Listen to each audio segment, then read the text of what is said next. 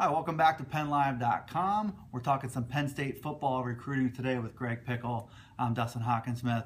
Now, our focus, Greg, a little bit has shifted from 2016, where Penn State has 18 verbal commitments so far. They're more than halfway through that cycle. Not a lot of room left there. No. And we're starting to look ahead to 17, where they just got their first commitment in quarterback Sean Clifford. And I would venture to say that the area and the state in particular is more loaded with talent in 17 than it was in 16. Yeah, no question about it. When you look at Penn State and what colleges from across the country are seeing when they start recruiting Pennsylvania, they're really seeing not just a variety of players at different positions, but a lot of good players at a lot of different positions. I mean, when you look at the top 5 players in Pennsylvania, you could go any number of directions. I think you could probably argue, 7 or 8 guys could be in that group.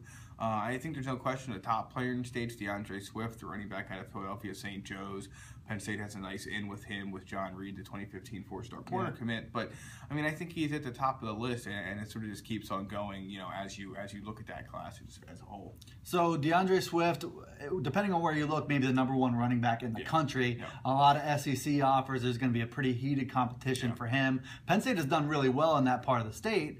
Looking out west, you have Lamont Wade, Robert Hainsey, and some others. Paris Ford is another one.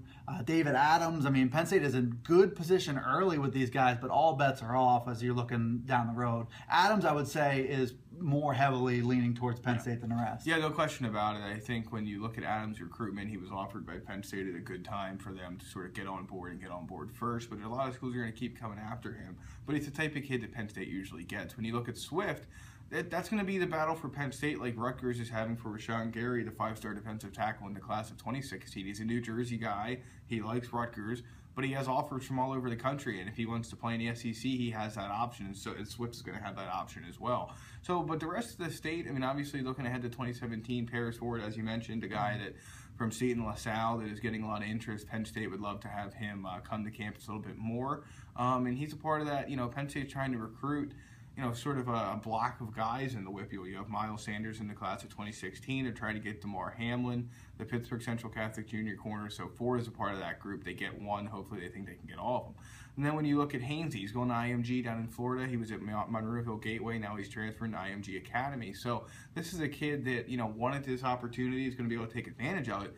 Penn State's last dip in the IMG didn't work out. Michael O'Connor, when Bill O'Brien was still around, he left. But that is a talent-rich school. It plays in a talent-rich, part of the country. And Penn State could somehow pull Hainsey when he's there and, have a kid like him there to help recruit other guys at arguably one of the top prep schools in the country. Obviously, that's a good thing for the program. So I think when you look at, Pennsylvania, there's a lot of talent, and then you have a Pennsylvania transplant that could help you down the road as well.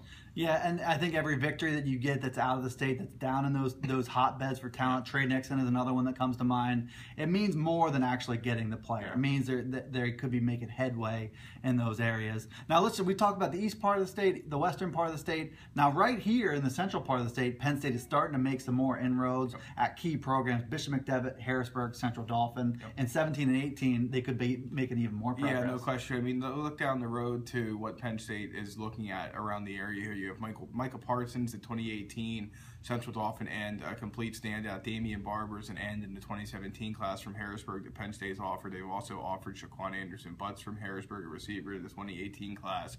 So a lot of things looking good for Penn State in the Keystone State in future years. Of course, we'll have to keep recruiting the Mid-Atlantic and nationally, but that's where things are for now.